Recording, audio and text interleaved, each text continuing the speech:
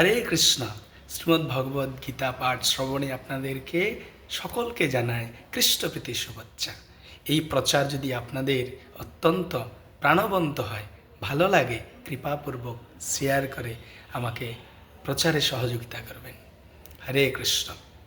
আজকে আমরা সাংখ্যযোগের 61 নম্বর শ্লোক শ্রবণ করব। অত্যন্ত গুরুত্বপূর্ণ একটি শ্লোক। ভগবান বলেছেন আমাদের অসংযত মনকে কিভাবে আমরা সংযত করতে পারি। আপনারাও বলার চেষ্টা করবেন। তানি সর্বাণি সংযম্য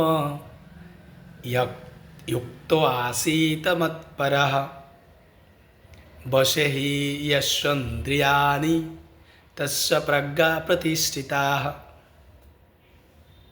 বাংলায় বলা হচ্ছে, কৃষ্ণ সেবা যুক্ত হয় ইন্দ্রিয় সংযত, ইন্দ্রিয় সে বশ হয় প্রজ্ঞা প্রতিষ্ঠিত।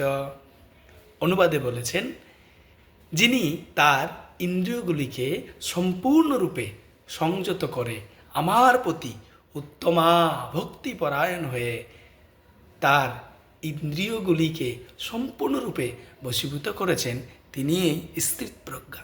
অর্থাৎ আমাদের এই চঞ্চল মনকে আমরা কিভাবে স্থির করতে পারবো? একটি পয়েন্ট, ভগবান শ্রীকৃষ্ণের সেবা করা, তার চিন্তন করা। কেননা কৃষ্ণ চিন্ময়, ঈশ্বর পরম কৃষ্ণ সচ্চিৎ আনন্দময় বিগ্রহ, অনাদিরাদি গোবিন্দম সর্বকারণের কারণম। তাই এই অসংযত মনকে যদি সংযত বিহারী গোলকপতি কৃষ্ণের চিন্তা করি, আমাদের মনও সংযত হবে।